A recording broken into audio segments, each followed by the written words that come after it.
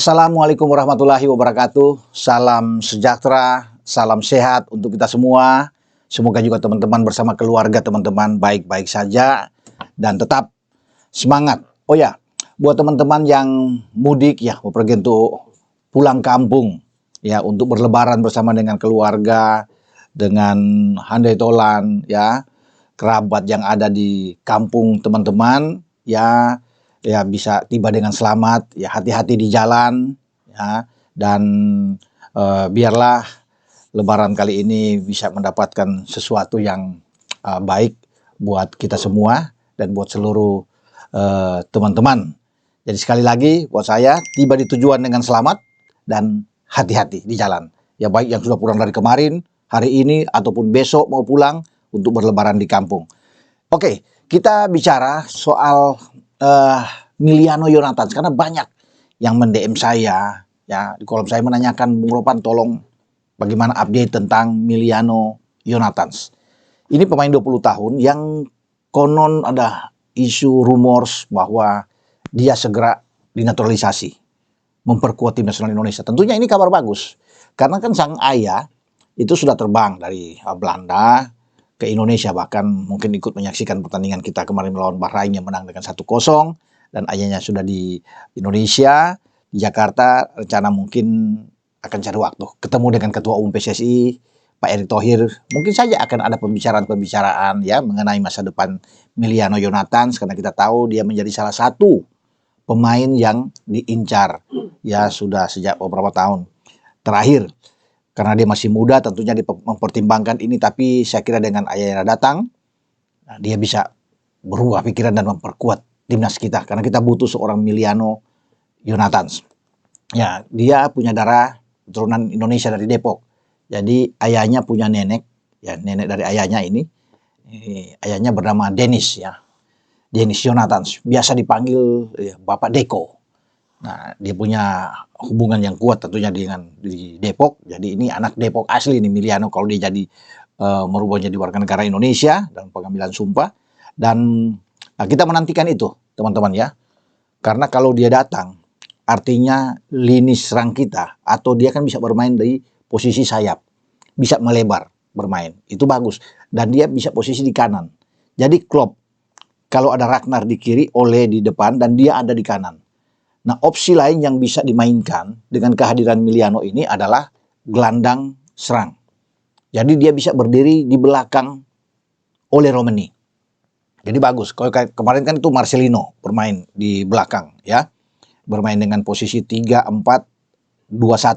Ole ada di depan, Ragnar Marcelino ada di belakang. Atau bisa aja putar kalau memang Yonathans masuk ya, atau Miliano ini ada dua di depan, dia di belakang. Dia diberikan kebebasan bermain karena dia memang gelandang serang yang bagus. Dia bermain di Utrecht kan. Dia dari Vitesse. Kemudian karena bagus mainnya diambil oleh Utrecht di bulan Januari, 25 Januari 2025. Di bulan Januari 2025 dia masuk di Utrecht dari Vitesse. Di Vitesse dia menunjukkan saya kira perkembangan yang luar biasa. Pemain kelahiran 5 April 2004 ini dia membuat 11 gol, 4 assist dalam 19 penampilan dia. Kemudian dia berada, karena di klub Utrecht ini klubnya Ole Romeni. Dia masuk, Ole Romeni kemudian mengambil keputusan pindah ke Oxford United. Dan kita tahu bersama kan, Ole setelah diambil sumpah di KBRI di London, dia mencetak 2 gol secara back to back lawan Australia di Sydney tanggal 20 dan tanggal 25, kembali mencetak gol sematawayang dan membuat kita menang, mendapat 3 poin melawan Bahrain di GBK. Ole Romeni luar biasa memang. Debut dia yang bagus untuk bisa membuat 2 gol ya bersama dengan timnas.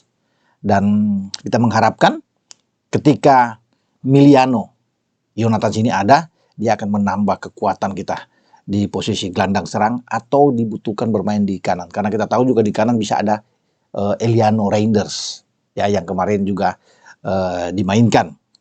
Nah, kita akan menanti itu.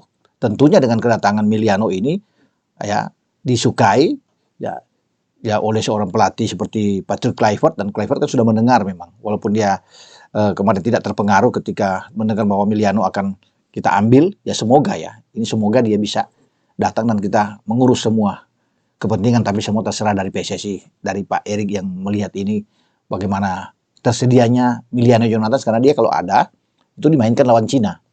Ya, lawan Cina dan lawan Jepang. Itu terjadi pada bulan Juni.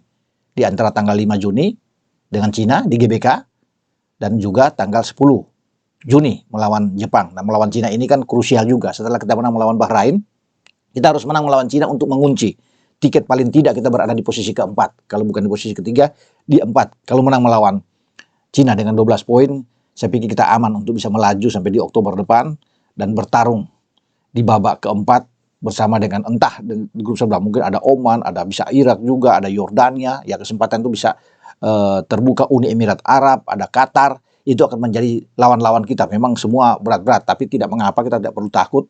Kita punya kedalaman skuad yang oke, apalagi dengan Miliano masuk. Mungkin aja selain Miliano ada beberapa nama lagi yang akan ikut, tapi untuk sementara nama yang santer beredar tentunya adalah Miliano, dan dia mungkin akan cepat diurus.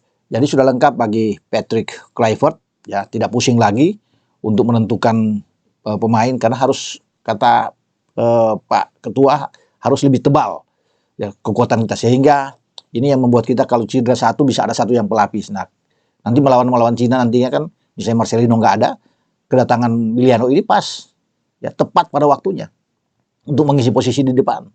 Kalau Martin Paes itu kan ada Emil Audero yang bisa menggantikan posisinya. Jadi memang ini sudah dihitung mungkin ya oleh PSSI untuk mendapatkan pemain-pemain biar kita lebih banyak. Lini serang perlu ditambah memang.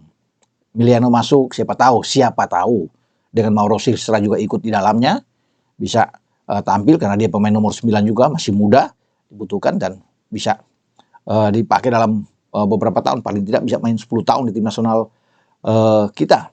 Dan Miliano ini selain di Utrecht, ya main di atas, memang dia belum bisa membuat gol dan assist, tapi dia juga dipakai di U21 di Utrecht. Ya, dan memang dia the rising star. Mengapa Utrecht ambil dia? Karena melihat potensi dia yang luar biasa di usia muda, dan dia bisa berkembang dengan baik. Semoga kedatangan dia bisa membuat starting 11 kita semakin oke, semakin mantap tentunya, dengan kehadiran Miliano untuk bermain bersama dengan Ole, mendukung, dan pasti Ole senang dengan kehadiran Miliano. Juga ada Ragnar di sana. Kita sudah punya gelandang kemarin, Joe Pelupesi, yang tampil mantap bersama dengan Tom Haye.